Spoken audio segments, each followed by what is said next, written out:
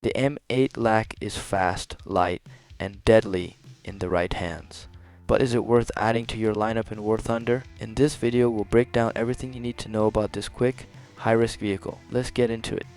The M8 LAC is equipped with a 37mm M6 cannon that's designed for precision, making it crucial for you to land those accurate shots. The downside: you're not likely to one-shot most enemies, especially larger ones like the LVT. However, when facing smaller vehicles, the M8's high penetration rounds, capable of punching through up to 87mm of armor, are more than enough. Pair that with the 12.7mm machine gun and you can shred enemy light vehicles and even aircraft, particularly in close quarters. It's versatile and dangerous if you know how to use it.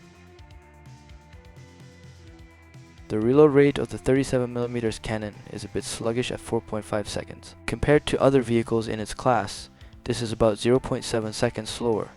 It doesn't seem like much, but in high-paced battles where seconds count, that reload speed can be the difference between taking out an enemy or being sent back to the hangar.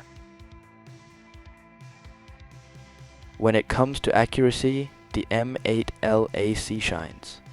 With its high-velocity rounds, you can confidently engage targets at long ranges. Even at 700 meters, your shots will consistently hit, allowing you to snipe enemies with relative ease. The only drawback is that the rounds tend to spread at longer distances, but the tight grouping still ensures you're hitting.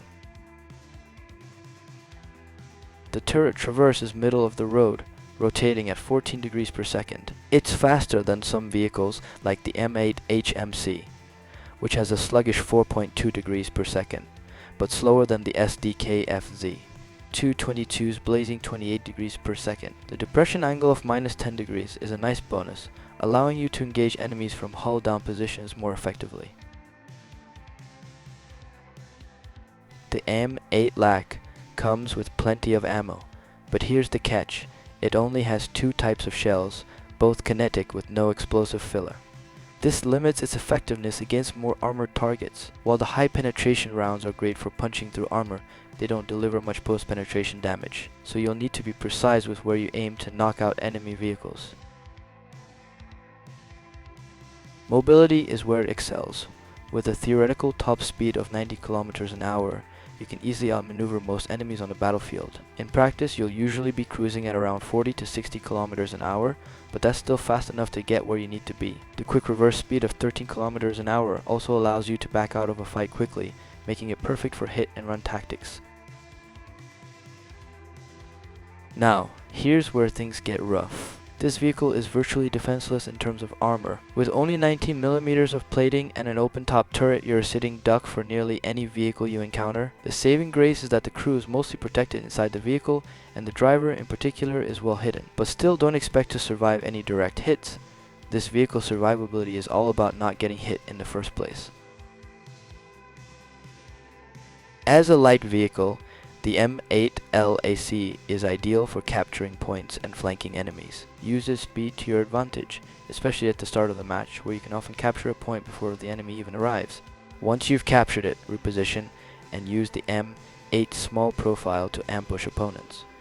Avoid one-on-one confrontations with heavily armored vehicles. Instead, strike from the sides or rear where you can inflict the most damage. It performs exceptionally well in long-range maps where you can use its accuracy and mobility to keep distance from enemies. On smaller maps, its speed allows it to zip around the battlefield, capturing points and repositioning quickly. Whether it's an urban environment, forest, or open plains, the M8 LAC finds a way to remain effective. The M8 LAC may not be the most armored or the hardest hitting vehicle in War Thunder, but what it lacks in brute strength, it makes up for in mobility, accuracy, and tactical versatility. If you play smart, use cover and leverage its speed, the M8 can be a real asset on the battlefield. It's a solid choice for players who prefer a more agile playstyle, one that rewards precision and quick thinking. So what do you think of the M8 LAC? Is it worth adding to your lineup, or would you rather stick to something with a bit more armor? Let me know in the comments. If you enjoyed this breakdown and want to see more content like this, don't forget to hit that like button and subscribe to the channel. It really helps the channel grow and keeps me making videos like this for you guys. Thanks for watching, and I'll see you on the battlefield.